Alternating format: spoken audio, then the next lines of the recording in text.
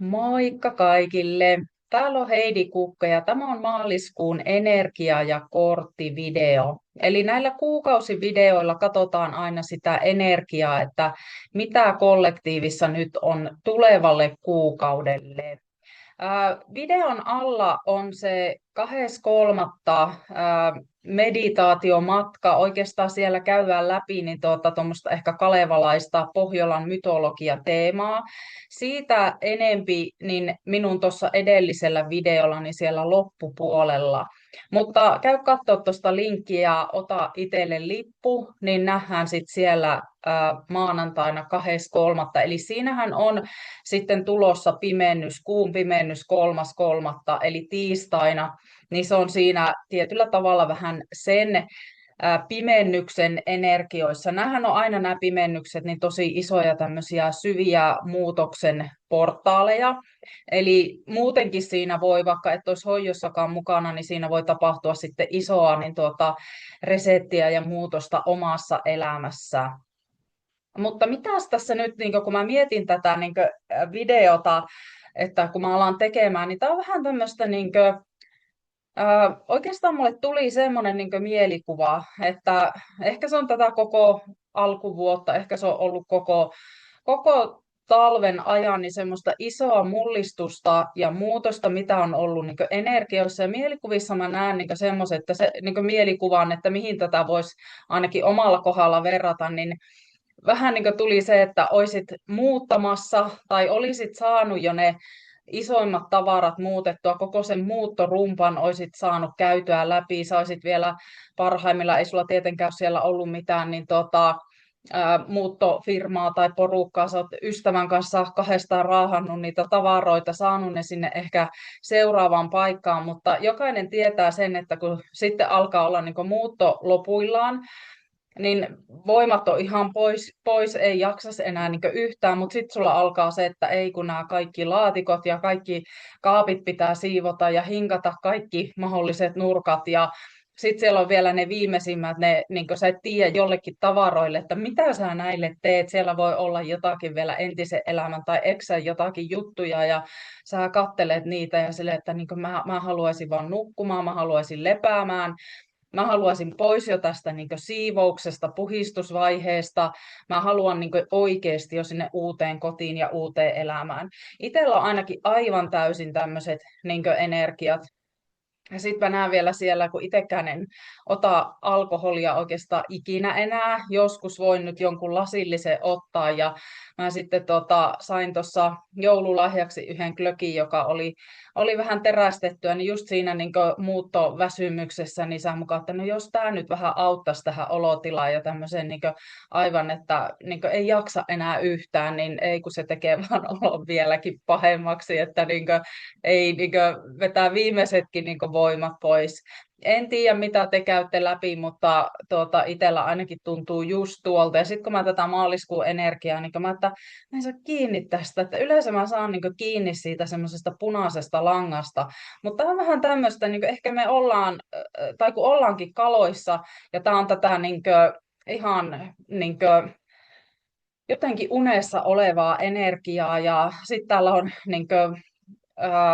no täällä on tätä Neptunusta, kun täällä viime kuussa tosiaan tapahtui tämä, tai helmikuussa tämä Neptunuksen ja Saturnuksen yhtymä. Tämä on ollut iso juttu, mä tunnen tämän energioissa, että jotenkin tuntuu, että koko minä-rakenneessa ja vanha identiteetti, niin sitä on lähdetty kyllä rikkomaan ihan kunnolla.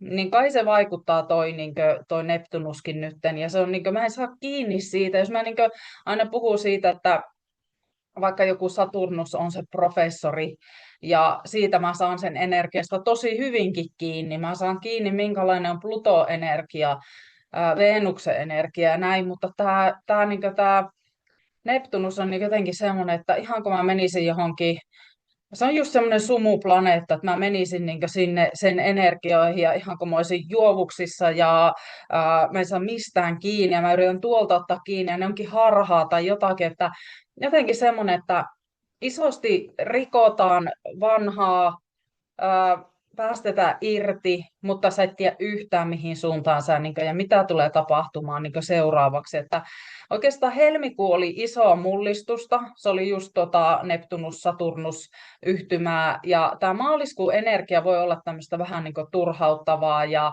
asiat ei etene ja hämmennystä ja just semmoista utusta ja sumusta.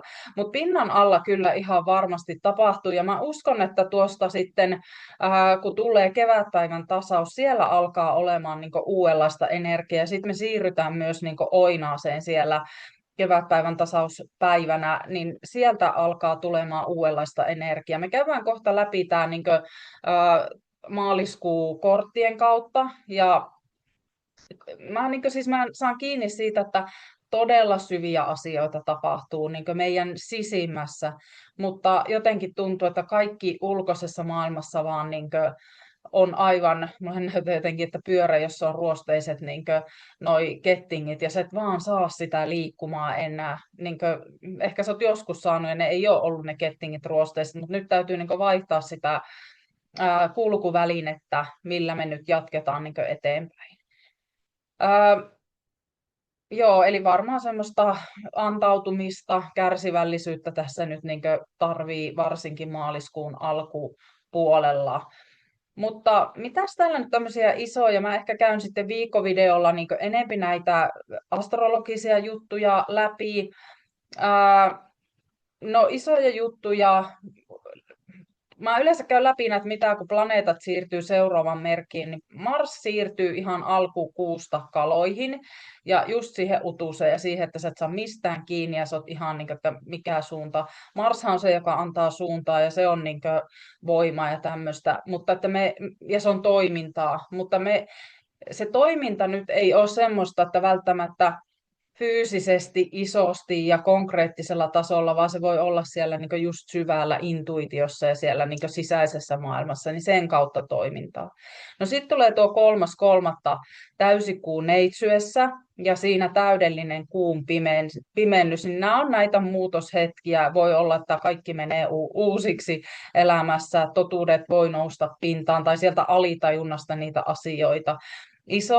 Iso semmoista mulle näytetään se semmoinen iso nappula, punainen, se reset-nappula, että nyt universumissa tosi isosti painetaan reset-nappulaa siinä, että tässä on muutenkin, musta tuntuu, kun mä käyn näitä kortteja läpi, niin saahan kiinni tästä energiasta, mutta mulla on semmoinen tunne, että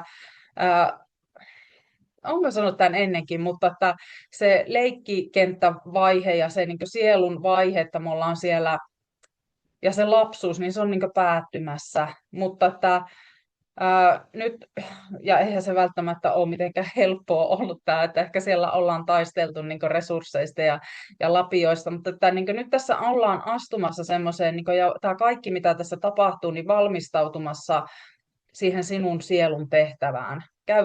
Käydään kohta läpi korttien kautta, että tämä voi tuntua haastavalta, ja ehkä semmoinen, mikä viesti mulla tuli myös, että välttämättä niitä semmoisia ihan niitä lapsuuden kesäpäiviä ja niitä, niin sitä energiaa me ei ihan heti, me ei siitä ihan semmoisenaan saada kiinni. Mä en sano, että tämä on yhtä kärsimystä tässä seuraavat vuodet, mutta tuli ehkä semmoista, että meidän täytyy vaan hyväksyä tämä välivaihe, että tässä nyt asiat vaan vanhat rakenteet rikotaan ja se on haastavaa omalle mielelle ja itsekin haluaisi joskus sinne vanhaan vaan ja tuttuun turvalliseen, vaikka se ei ollut ihan välttämättä ihan hyvääkään. Mutta siis semmoinen, silloin kun oli siellä 3D-tasolla, niin siellä kuitenkin mä olin tosi jotenkin iloinen ja positiivinen ja semmoinen kuitenkin ihmisenä. Niin just kun nyt tuntuu, että tykittää ja muuta, niin tuntuu, että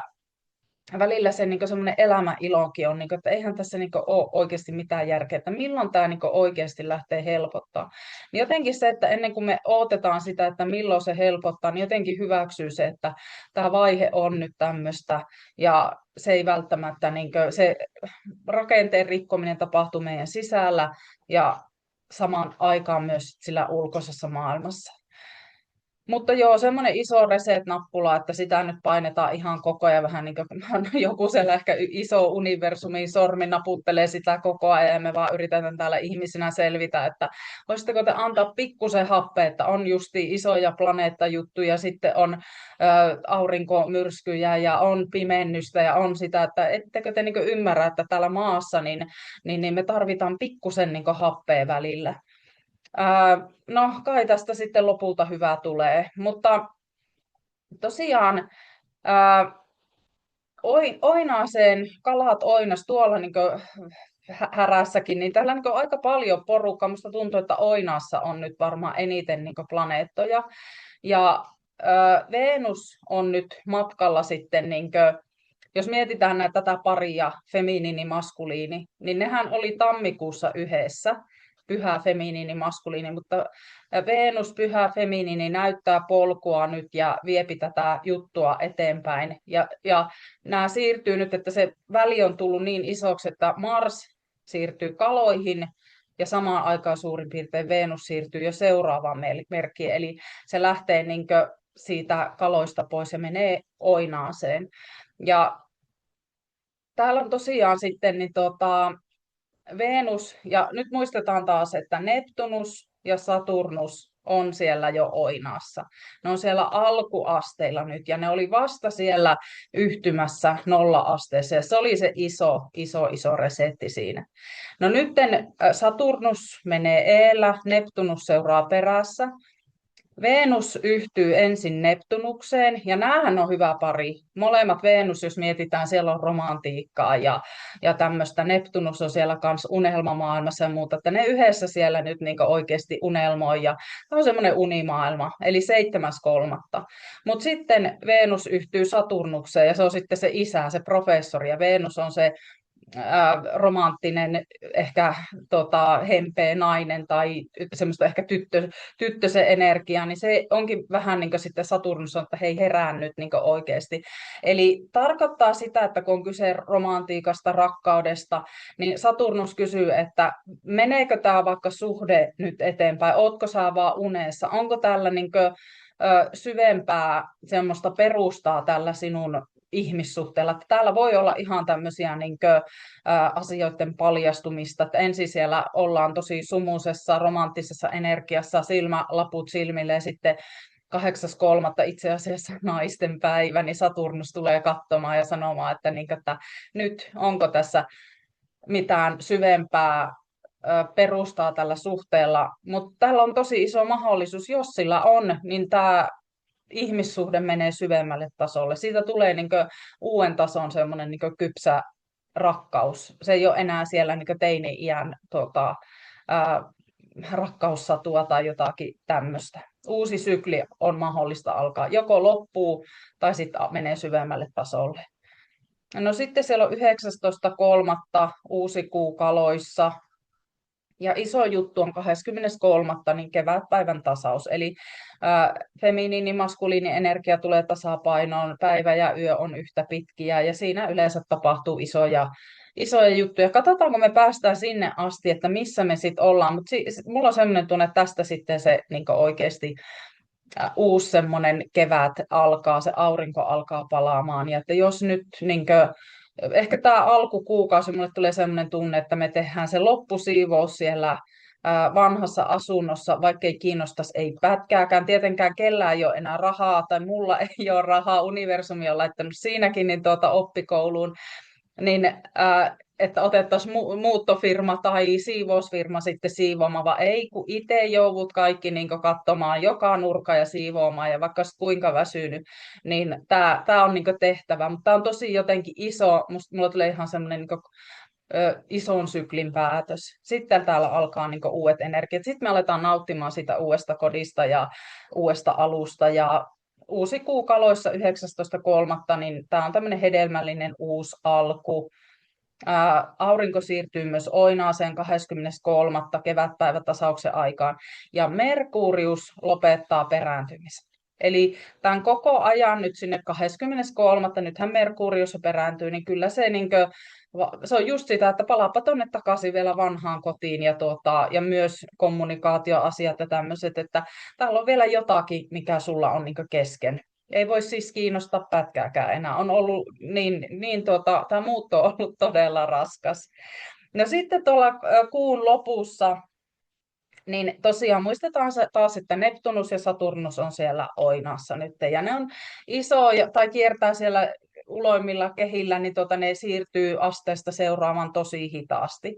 Niin aurinko nyt, kun se menee Oinaaseen, niin ne tulee nyt samalla tavalla kuin Venus ensin tapasi Neptunuksen ja sitten Saturnuksen, niin nyt samalla tavalla niin aurinko kohtaa siellä Neptunuksen ensin 22., 23. päivä ja sen jälkeen Saturnuksen.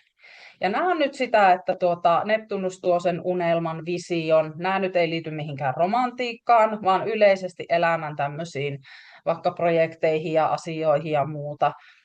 Visio syttyy ensin siellä aurinko valaisee Neptunuksen sen unelman, sen semmoisen ehkä vision, inspiraation. No sitten tulee taas Saturnus paikalle ja sanoo, että onko tässä mitään pohjaa tässä hommassa. Se inspiraatio testataan ja katsotaan, mikä on suunta ja mihin me nyt lähdetään. Mä uskon, että tämä on iso juttu, tuosta lähtee se oikeasti se uusi suunta. Että yritetään nyt oikeasti tsempata toisiamme nyt tässä sitten tämä viimeiset puhistukset. No sitten vielä kuun lopussa Venus siirtyy Härkään, joka on Härän oma merkki, että katsotaan mitä siellä sitten tapahtuu. Mutta nyt me mennään näihin kortteihin, käydään vielä läpi, mitäs tässä on. Ja kun mä oikeastaan voisin lähteä tuosta liikkeelle, että kun mä sanon, että joillakin aktivoituu tätä omaa elämäntehtävää tässä, niin no mä uskon, että tämä on pitkä juttu. Mulle näyttää, että tämä ei ole vaan tämä nyt maaliskuun juttu, että tämä on alkanut jo aikaisemmin, mutta se varmaan saa jotenkin vauhtia ja semmoista lisää aktivaatiota.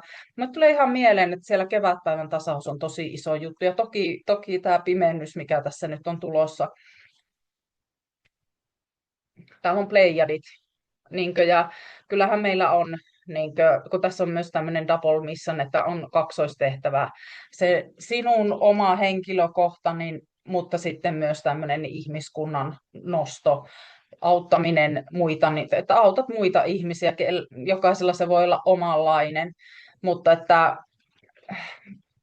mä saan kiinni tästä energiasta, että tämä on menossa, sanotaan, että tämä on aktivoitumassa yhä syvemmin, mutta tämä voi tulla tästä, kun mullahan tuli siis semmoinen tunne, kun mä näitä kortteja siis nostin, niin mulle tuli, että mun pitää ottaa tästä tämmöisistä vähän pakoista, mitä tuolla on toinenkin kortti, että vähän, että missä on tätä viestiä tämmöistä, ei vaan maallista, vaan myös tämmöistä ehkä just henkistä korkeampaa tehtävää sielun tasolla. Niin tämä varmaan, mulla on semmoinen tunne, että voi olla, että enempi viestiä tulee sitten sieltä kevätpäivän tasauksen aikaan. Mutta tässä me ollaan just tämmöistä, että maskeja nyt vapautellaan.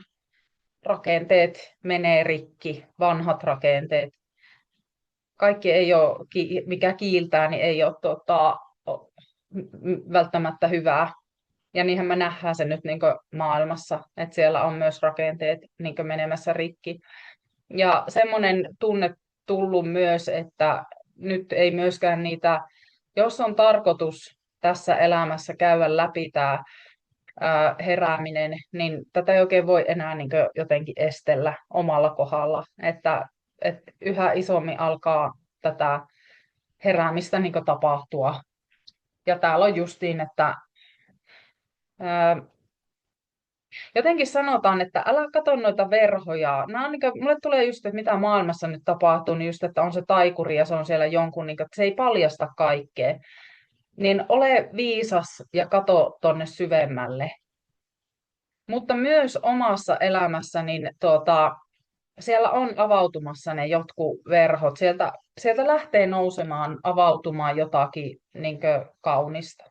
Mutta kyllä me käydään tätä nyt läpi tässä. Täällä on emotional stormia ja aika pimeä musta korttihan tämä on. Ja tässä on täysikuu Skorpionissa, jos mietitään, Skorpioni on kuoleman syntymän merkki, niin täällä on, että päästä irti sieltä negatiivisuudesta. Jotakin tehdään kyllä vielä. Viimeisiä kuolonkamppailuja siellä Eko tekee ja ollaan syntymässä uudelleen.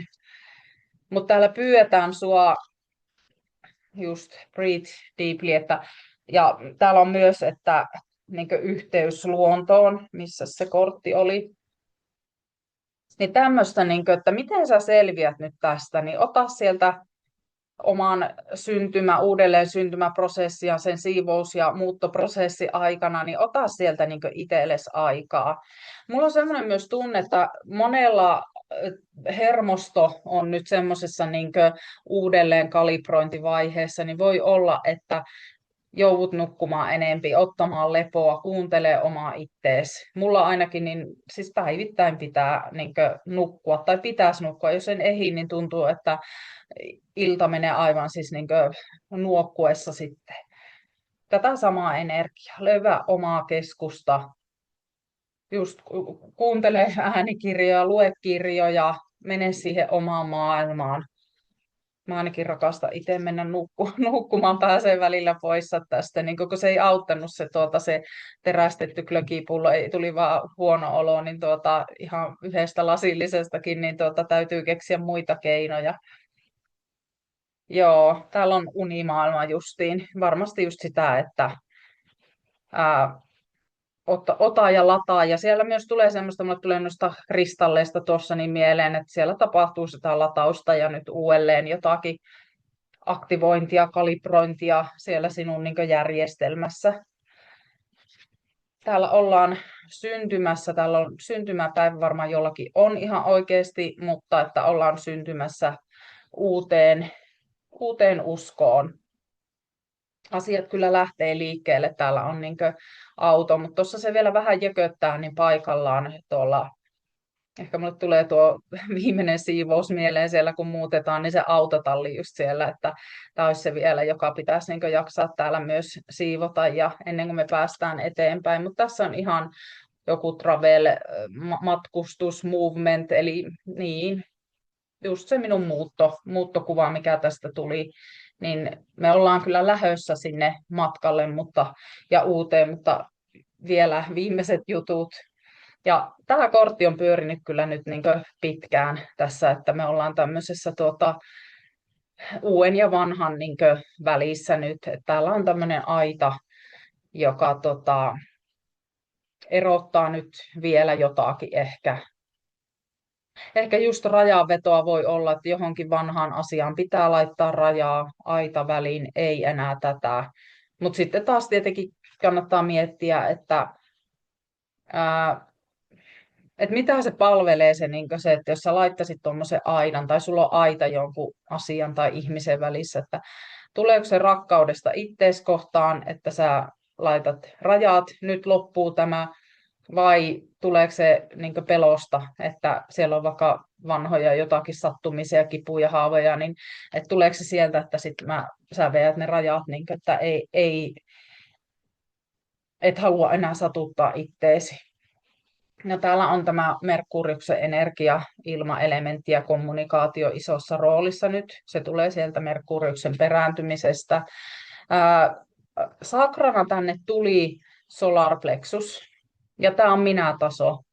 Eli me synnytellään, meillä menee rikki se vanha identiteetti, minä-järjestelmä, ja me synnytellään itteemme uudeksi. Täällä on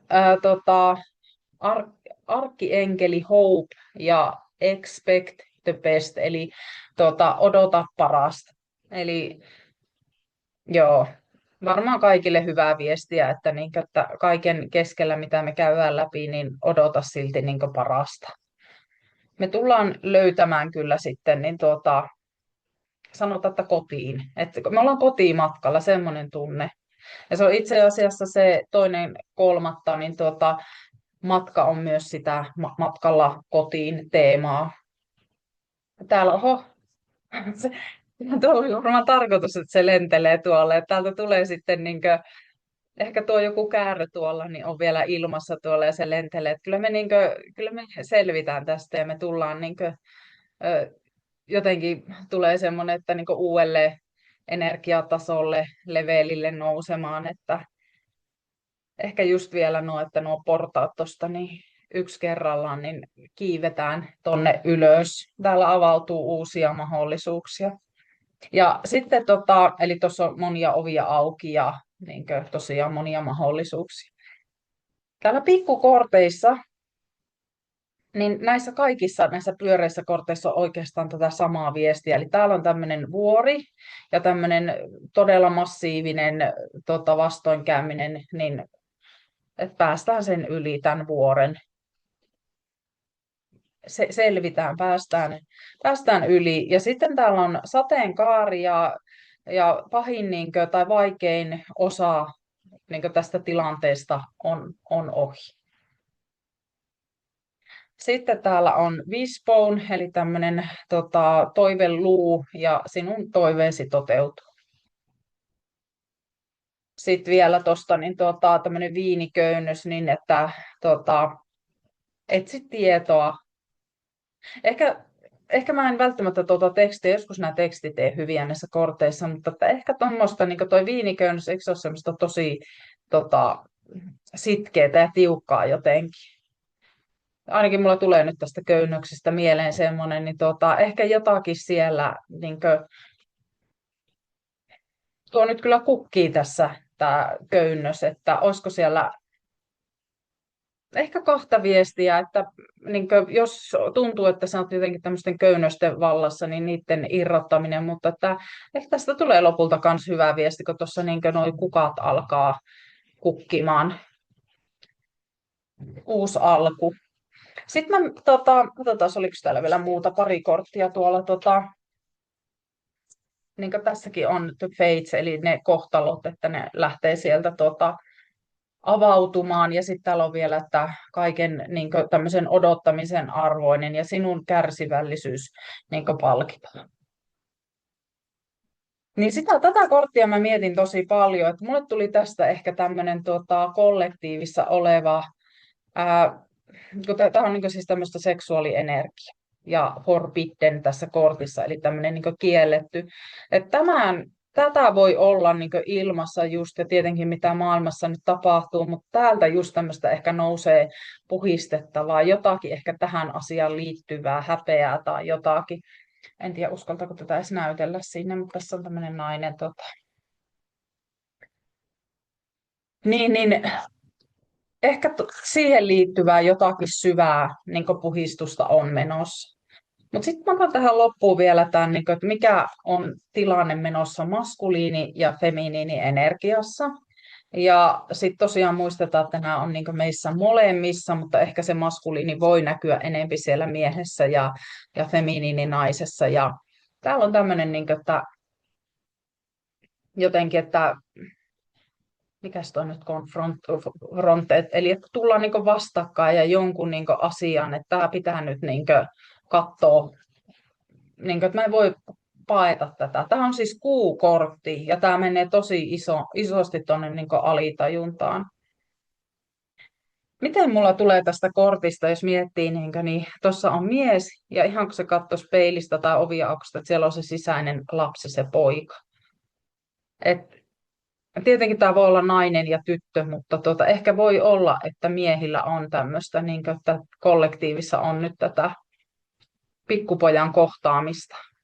Mutta katsotaan, mitä täällä lukee. Varjopuolten kohtaaminen, koettelemukset, vapautuminen edellisen elämän kahleista, syväsisäinen muutos pimeydestä valoon. Alitajunnassa olet ehkä tiennyt sen koko ajan. Kumppanissasi on jotain, mikä toisaalta vetää sinua puoleensa, toisaalta pelottaa sinua. Saatat tuntea itsesi epävarmaksi ja ahdistuneeksi. Suhteenne on kriittisessä vaiheessa ja sitä koettelevat monet vaikeudet. Sinun ja kumppanisi on kohdattava varjopuolenne, jotka todennäköisesti olette kieltäneet tai tukahduttaneet. Ja tässä on tämmöinen entisen elämän myös, menneiden elämien yhteys ja suhde, mikä voi olla, että nousee pintaan. Mutta silloinhan me ollaan vielä menossa jo todella syvällä puhistuksissa, jos miettii, että tuskin ne meidän äiti ja isä ja näin. Niin kuin, ja voi olla, että monet ei tällä hetkelläkään vielä parisuhteessa mieti, että hei, että me ollaan nähty edellisessä elämässä tai meillä on monia sielun tai yhteisiä elämiä niin kuin takana. Mutta ne, jotka tiedostaa nämä ja ymmärtää, että on olemassa tämmöisiä syviä suhteita ja niitä ollaan tultu vapauttamaan, tuomaan tasapainoon se energia niin tässä elämässä, niin mehän ollaan todella syvällä niin menossa. Ja tämä on tosi syvä energia, mikä tässä on. Ää,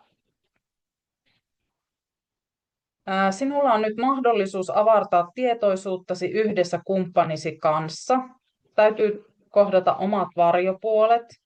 Ja jos tähän pystyy, niin se tulee mullistaa sitten tämän suhteen. Tämä on vähän just sitä, että ensin se Venuksen yhtymä sinne Neptunukseen, että ollaan siellä rakkaudessa ja lilluta ja muuta, mutta sitten ja Saturnus tulee sanomaan, että että nyt kohtaat tämän asian tai kohtaat, että onko tällä oikeasti syvempää perustaa tällä suhteella. Joo. Kuu edustaa viimeistä voitettavaa estettä. Mä ehkä luen tämän täältä. Joo, viimeistä estettä. Franz Kafka kertoo tarinassaan lain edessä miehestä, joka odottaa koko elämänsä, että portinvartija päästäisi hänet kulkemaan avoimesta portista. Mies odottaa vuosikaudet, hän rukoilee ja kiroaa, uhkailee ja valittaa, mutta portinvartija ei anna periksi. Vasta miehen ollessa kuolemaisillaan portinvartija kumartuu hänen puoleensa karjoen. Tämä portti oli auki vain sinua varten, nyt suljen sen. Tämän kortin viesti on: älä kuuntele portinvartijasi, vaan astu rohkeasti sisään kohti tuntematonta. Olipas siellä syvää hyvä viesti tähän.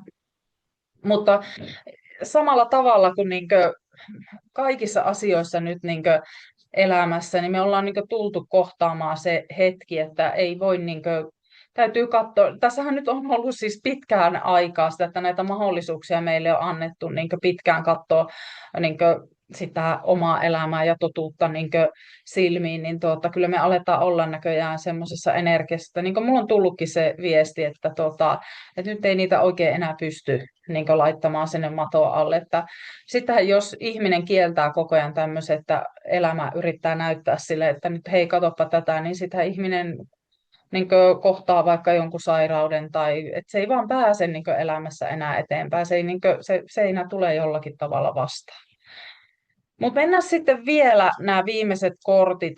Täällä on mitäs maskuliini käy läpi, niin olisiko se maskuliini nousemassa nyt siihen enemmän siihen kuningasenergiaan, terveeseen maskuliinienergiaan. Ja sitä viestiä olen myös saanut tuolta ulkomaalaisilta puhujilta ja just miehiltä ja näin, että nyt on että ei voi päästä enää eteenpäin. Ne ei enää siinä pikkupoikaroolissa. Siis totta kai se pikkupoika pitää ottaa mukaan, mutta ei sillä, että se wounded maskuliini, että siellä tuhotaan kaikki muu ympäriltä omien haavojen vuoksi. Nyt täytyy kohdata. Ja täällä on ihan laajentuvaa tämmöistä tietoisuutta, että